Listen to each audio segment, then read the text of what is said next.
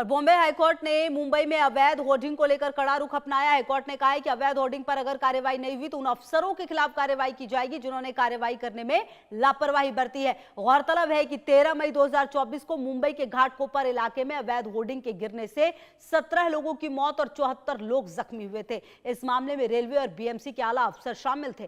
सरकार ने सख्ती बरती और कार्रवाई हुई। अवैध होर्डिंग की लिस्ट तैयार की गई, लेकिन होर्डिंग माफियाओं ने इनका भी तोड़ निकाल लिया। कोर्ट के इस आदेश के बाद हमने मुंबई के अलग अलग जगहों पर जायजा लिया। सबसे पहले भाईखला इलाके में पहुंचे। देखिए शाहिद अंसारी की एक रिपोर्ट। मुंबई हाईकोर्ट ने मुंबई में अवैध होर्डिंग को लेकर सख्ती बरती है।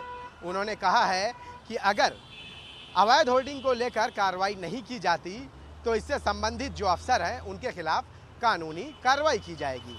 हाईकोर्ट के इस फरमान का कितना असर उन अफसरों पर होता है ये तो कुछ ही दिन में पता चल जाएगा, लेकिन इससे पहले भी अवैध होर्डिंग को लेकर मुंबई में जो है कार्रवाई की बात कही गई थी, लेकिन कई जगहों पर अवैध होर्डिंग वालों ने गैर कानूनी को कानूनी होर्डिंग बनाने का रास्ता निकाल लिया। मेरे सामने इस तरफ अगर आप देख रहे हैं तो ये होर्डिंग का साइज़ जो है तकरीबन 40 बाई 30 हो सकता है, जो वैध है यानी कि कानूनी है। लेकिन इसी से अब अगर हम दूसरी तरफ जाएंगे तो मेरे दाहिनी तरफ आप देखिए ये होर्डिंग।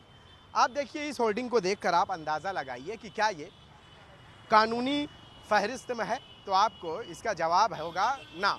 लेकिन फिर भी जो गैर कानूनी होर्डिंग है उसे कानूनी दिखाने के लिए ये तरीका ढूंढ निकाला है। आप पूरी होर्डिंग की अगर पैमाइश देखेंगे तो ये 100 फीट से भी ज़्यादा होगी और ये उस वक्त से है, लंबे समय से गैर कानूनी तरीके से चल रही थी।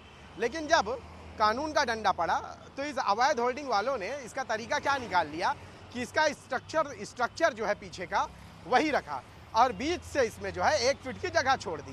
तो अब आप देखिए कि होल्डिंग वही है, स्ट्रक्चर वही है, लेकिन होल्डिंग को 2 हिस्सों में बांट दिया गया है, लेकिन स्ट्रक्चर जो पहले था वही है। यानी इसका मतलब यह हुआ कि सिर्फ एक बीच में 1 फीट की जगह छोड़कर इस गैर कानूनी को कानूनी में बदल दिया गया और ये भी रेलवे की जगह पर है।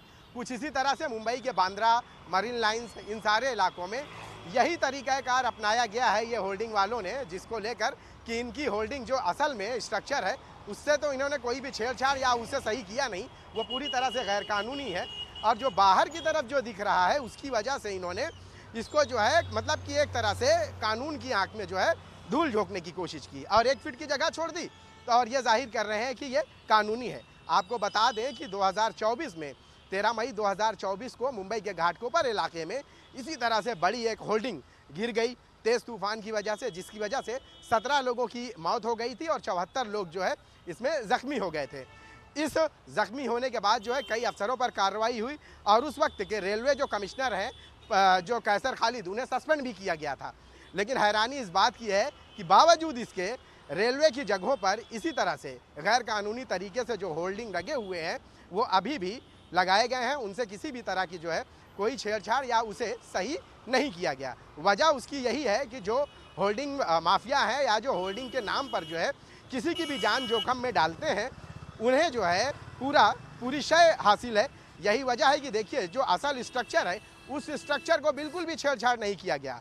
अब दूसरी तरफ आप देखें कि अगर किसी भी तरह का तूफान आता है तो उस तूफान की नज़र में कोई होल्डिंग बीच से 1 फीट की जगह छोड़कर बनाई गई है या नहीं, वो उस स्ट्रक्चर पर भारी पड़ेगी और इसकी वजह से किसी का भी जानी और माली दोनों नुकसान हो सकता है। कैमरामैन नितिन जाधव के साथ शाहिद अंसारी, इंडिया न्यूज़, मुंबई। मुंबई में होने वाले महानगर पालिका चुनाव में कौन से मुद्दे होने चाहिए और कौन से नहीं, जानने